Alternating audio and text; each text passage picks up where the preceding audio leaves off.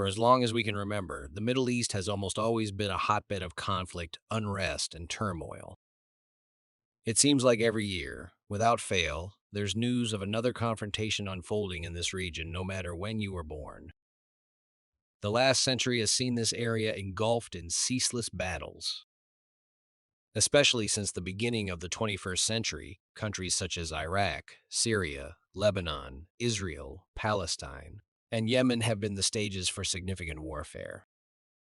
These wars have drawn in regional powers like Iran, Jordan, Saudi Arabia, Egypt, the United Arab Emirates, and Turkey, as well as global players, including the United States, United Kingdom, France, and Russia.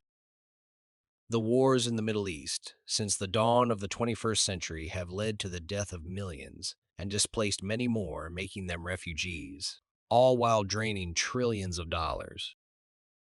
This region stands out as perhaps the most geopolitically volatile area in the world today. The question arises, why is this region so fraught with conflict? The complexity of the modern Middle East, with its myriad players and shifting alliances, makes it a challenging puzzle to solve. To trace the origins of the current turmoil in the Middle East, we need to look back just over a century. It is here we discover how the current borders were drawn and why they have sown the seeds of endless conflict for more than 100 years, affecting the entire globe.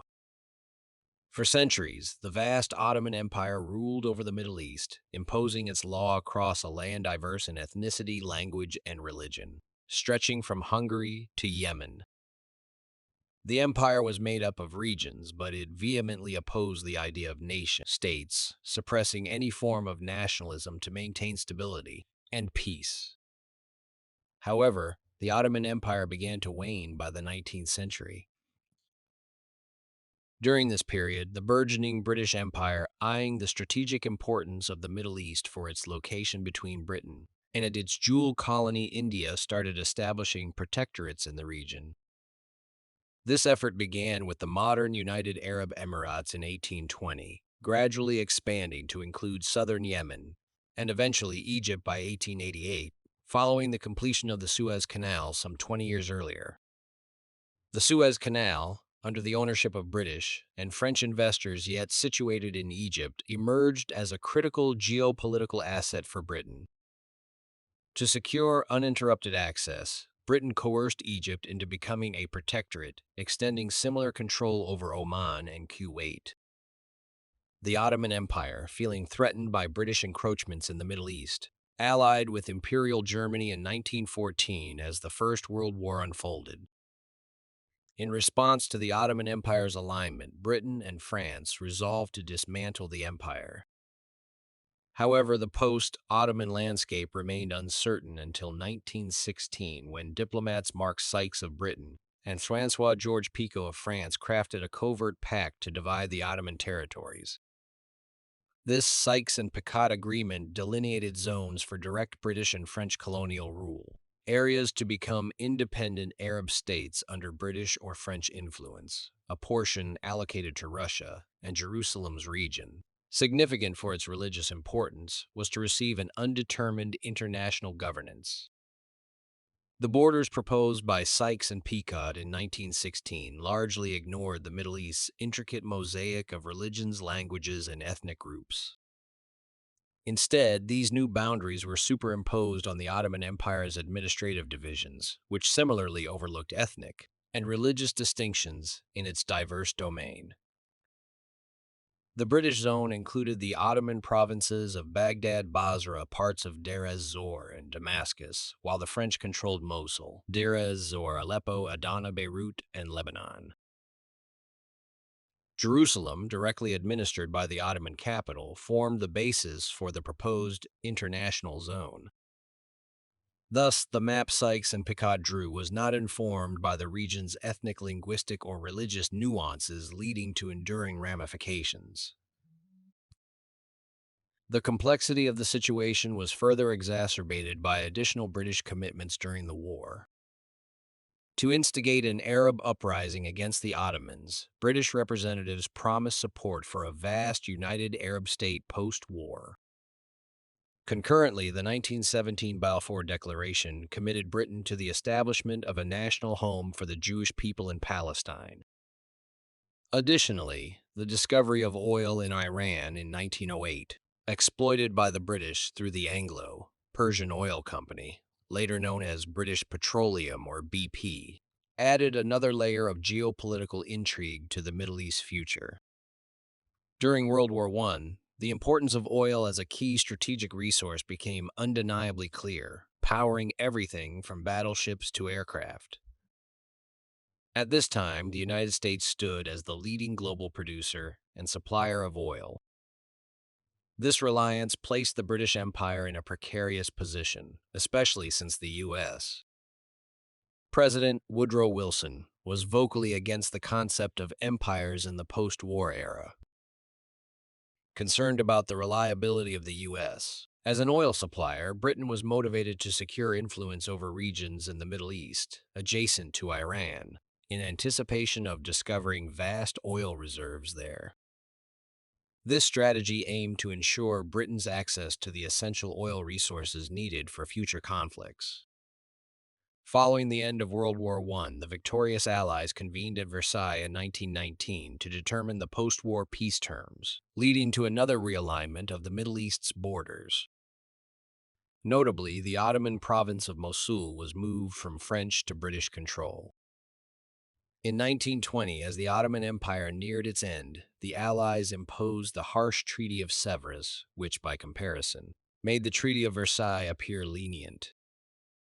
The Sykes and Picot Agreement's terms were largely preserved, with the now absent Russian Empire replaced by proposed independent states in Armenia and Kurdish regions, while Italy and Greece were set to gain territories. The area around the Turkish Straits was designated for international governance, significantly diminishing the remaining Turkish territory. The harsh terms of the Treaty of Sèvres sparked immediate resistance from the nascent Turkish government, leading to continued conflict with the Allies.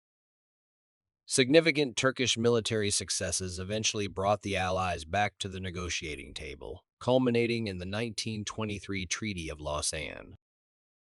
This treaty offered more favorable terms to Turkey and established the modern Middle East borders we recognize today.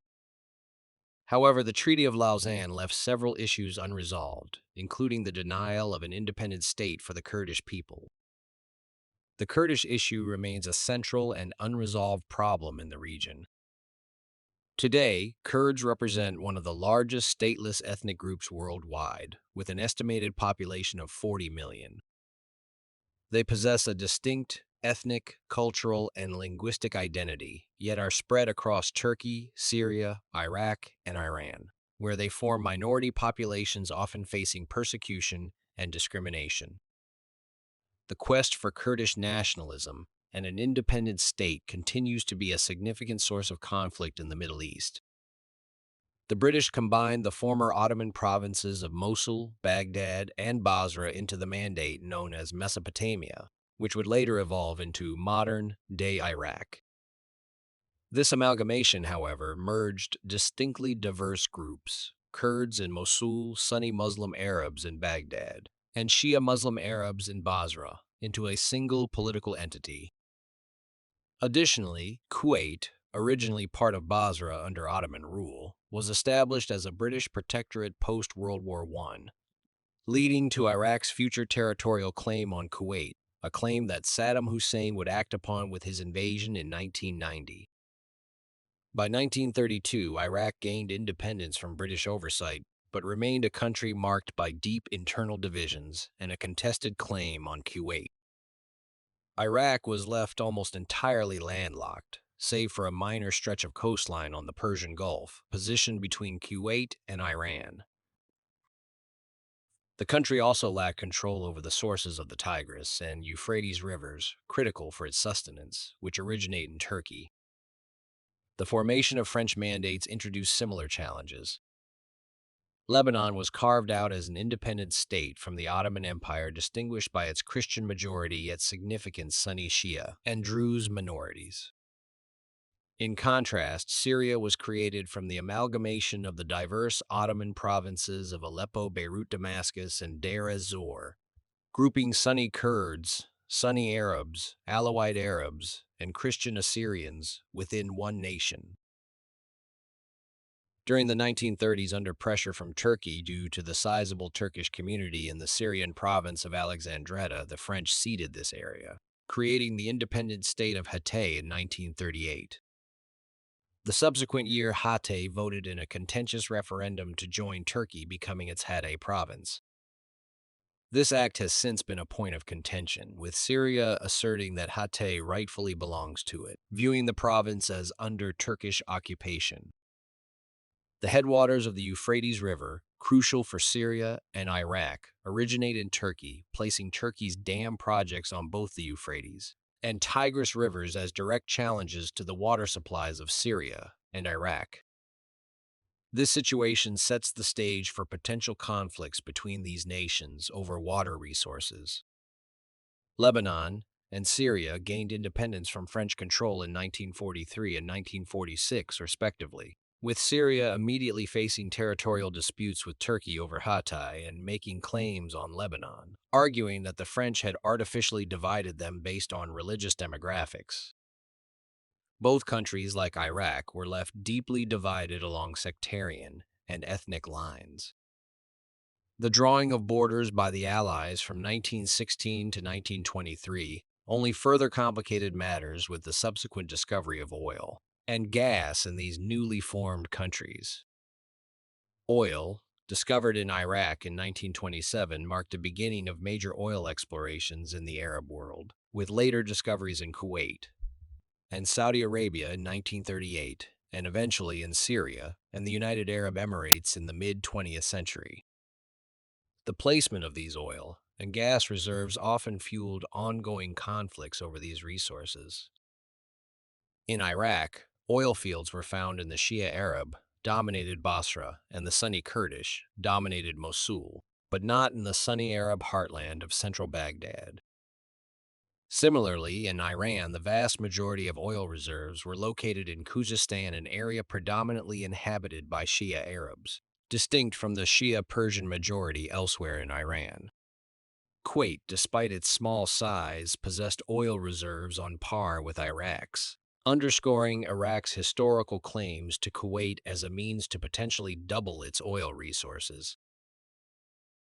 In Saudi Arabia, the bulk of oil reserves were located in the eastern region, primarily inhabited by the Shia Muslim minority, contrasting with the Sunni majority regions. Meanwhile, in Syria, oil discoveries were concentrated in the eastern and northeastern parts, areas predominantly inhabited by Sunni Kurds and Sunni Arabs, with little to no oil found in the Alawite Shia Arab regions in the west. These geographic and demographic complexities surrounding oil reserves have perpetuated conflicts and tensions across the region. The vast oil reserves discovered across the Middle East, which account for nearly half of the world's known supply, have drawn significant interest from external powers such as Britain, the Soviet Union, and later, the United States. This interest added a layer of complexity to the region's already intricate tapestry of ethnic, religious, and political identities and ambitions. Moreover, Britain's establishment of a Jewish state in Palestine, their mandate territory, significantly altered the region's dynamics. Following the Holocaust, a large influx of Jewish refugees sought safety in Palestine, spurred by the British government's Balfour Declaration of 1917, which promised the establishment of a Jewish homeland. This migration shifted the demographic balance in a territory predominantly inhabited by Arabs. In anticipation of withdrawing post-World War II, Britain's plans for Palestinian independence led to the United Nations' 1947 partition proposal, envisioning a division between a new Jewish state and a Palestinian Arab state, with Jerusalem under international administration.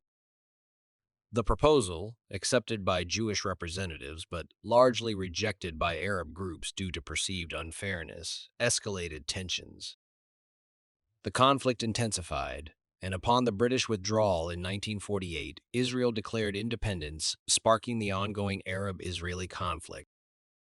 Initially, no Arab nation recognized Israel, and several Arab states waged war in support of the Palestinian cause.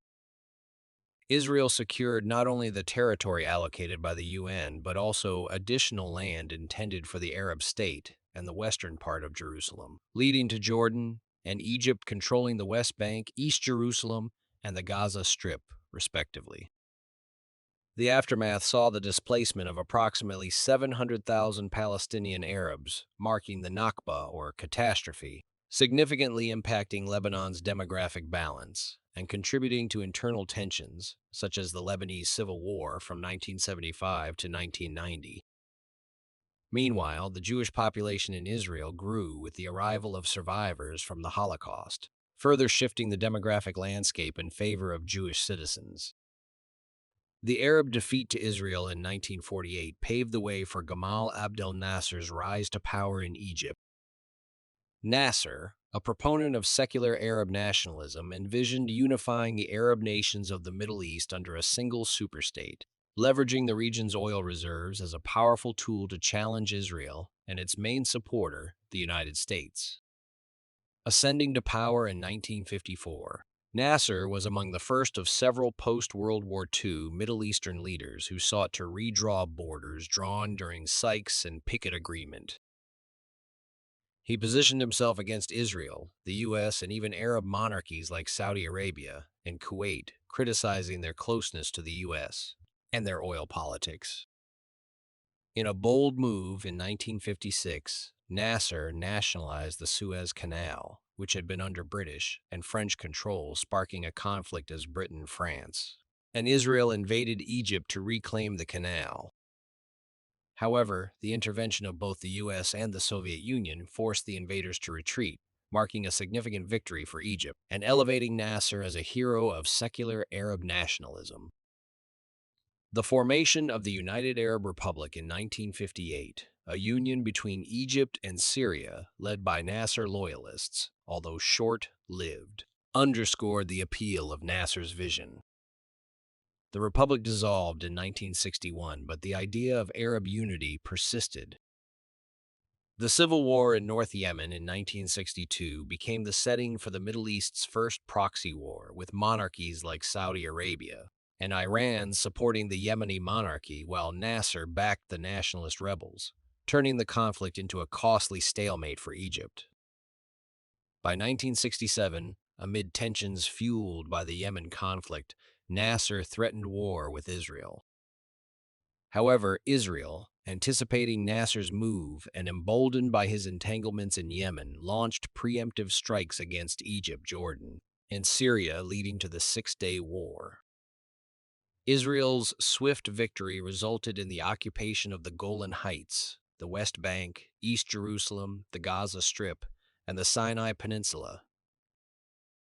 This expanded Israel's territory and placed it directly along the Suez Canal, effectively closing the vital waterway to maritime traffic for years, and intensifying the conflict between Israel and the Arab world as Jewish settlers began to establish communities in the occupied territories. Devastated by the defeat in the Six-Day War and the subsequent military and political setbacks, Nasser withdrew Egyptian forces from Yemen and passed away from a heart attack in 1970 at the age of 52. Around this period, the British Empire, facing financial constraints, decided to withdraw its commitments to maintaining security in the Middle East and the Persian Gulf, particularly concerning the critical oil resources in these regions. In 1971, Britain granted independence to Bahrain, Qatar, and what would become the United Arab Emirates, marking a significant shift in the geopolitical landscape of the Gulf. This vacuum led the United States to step in, aiming to preserve regional stability and the uninterrupted flow of oil. The U.S. encouraged its ally, Imperial Iran, to become the new security guarantor in the Gulf, arming it with advanced weapons to deter Soviet influence. However, this strategy would later prove problematic. Meanwhile, in Egypt, Nasser's successor, Anwar Sadat, and Syria's new leader, Hafez al-Assad, launched an attack on Israel to regain the Golan Heights and the Sinai Peninsula. Despite Israel's victory in the subsequent conflict, The 1973 Yom Kippur War created a context for peace negotiations, leading to the 1979 Camp David Accords under the Carter administration. Through these accords, Israel agreed to return the Sinai Peninsula to Egypt, which in turn recognized Israel's statehood, making Egypt the first Arab nation to do so. This peace was met with strong opposition from other Arab states, particularly Syria, under Hafez al-Assad's authoritarian rule, and his militant, secular Arab nationalist ideology, Baathism. Egypt was ostracized by the Arab League for a decade, and Sadat was assassinated by Islamist militants. Syria positioned itself as the primary supporter of the Palestinian cause, further complicating regional dynamics. The influx of Palestinian refugees into Lebanon shifted the country's demographic balance, leading to a decrease in the Christian population's proportion. This demographic shift exacerbated tensions, with the Christian community traditionally aligning with Israel and the West and the Sunni, and Shia Muslims siding with the broader Arab and Muslim worlds. These tensions ultimately ignited the Lebanese Civil War in 1975, a protracted and multifaceted conflict that lasted until 1990. In 1976, Syria intervened in Lebanon, initiating a prolonged attempt to integrate Lebanon into its territory, citing the division created by French Cartography Treaty as justification. Concurrently, Israel launched invasions into Lebanon to combat Palestinian forces and secure its northern frontier, resulting in direct confrontations between Israeli and Syrian forces on Lebanese soil. Israel's occupation of Lebanon lasted until 2000, while Syrian forces remained until 2005. In response to escalating tensions with Syria, Israel unilaterally annexed East Jerusalem in 1980 and the Golan Heights in 1981, fueling a persistent territorial dispute with Syria over the Golan Heights, which both nations claim as an integral part of their territory. Simultaneously, the Iranian Revolution of 1979 dramatically altered the Middle Eastern landscape by overthrowing the Shah's pro-Western monarchy and establishing a revolutionary Shiite theocracy under Ayatollah Ruhollah Khomeini. This new regime positioned itself as the region's first Islamist government, advocating for a unified Islamic civilization under the governance of Islamic clergy and their supreme leader. Iran expressed intentions to export its revolutionary ideals, starting with Shiite majority areas in Iraq, Syria, Lebanon, Bahrain, Saudi Arabia, and Yemen, and eventually across the Islamic world.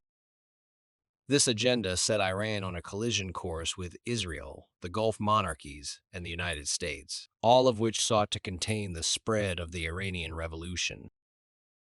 Iran's revolutionary zeal also made it an immediate threat to Iraq, where Saddam Hussein had recently risen to power. As a Sunni Arab from the former Ottoman province of Baghdad, Saddam feared the spread of Iran's Shiite revolution, particularly to Iraq's Shiite, majority Basra region rich in oil reserves.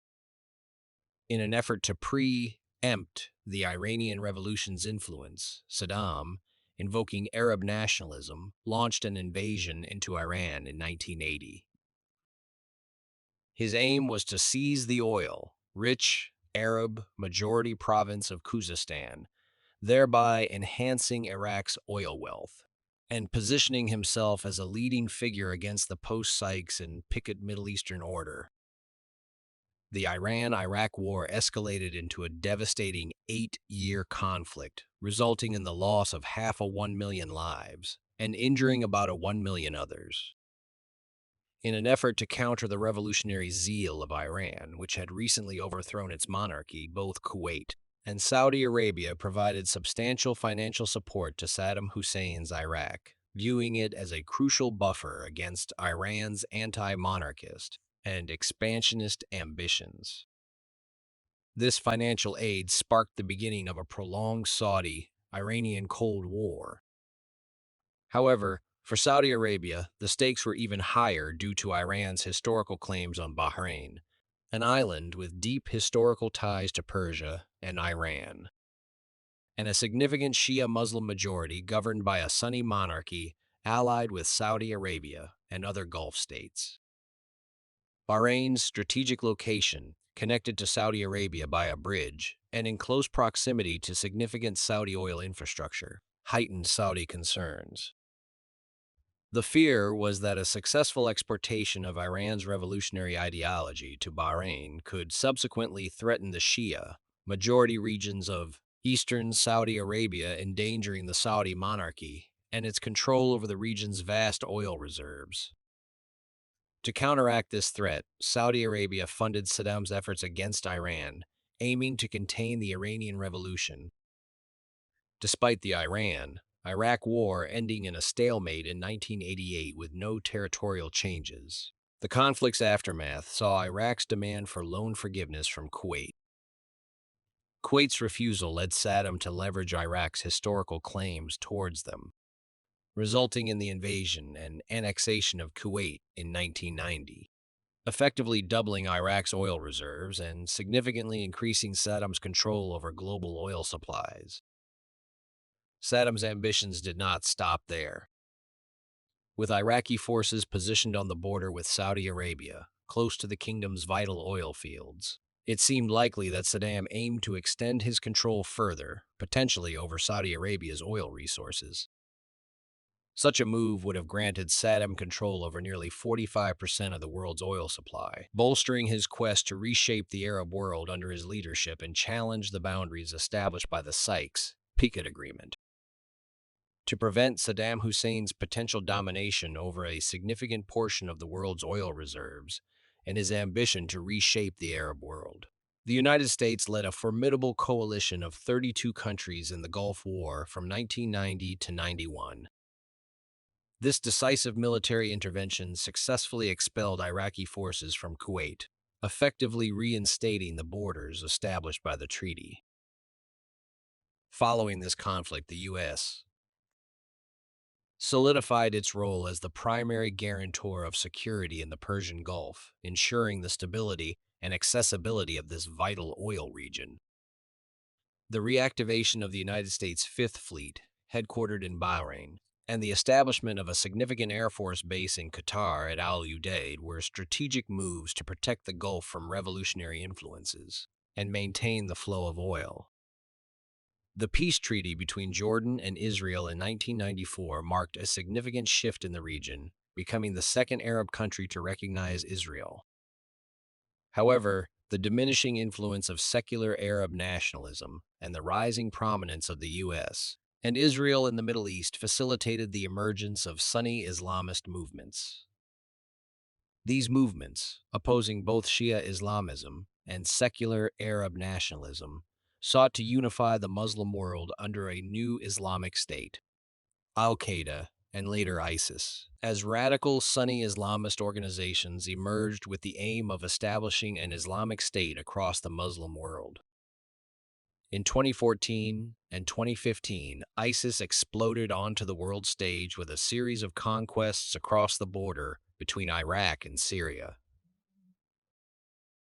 The rise of ISIS involved complex factors, including state failures, international interventions, and sectarian divisions.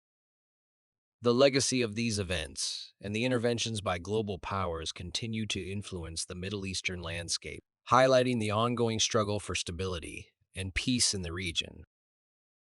Understanding the historical context and multifaceted nature of these conflicts is crucial in addressing the challenges faced by the Middle East and in pursuing lasting solutions.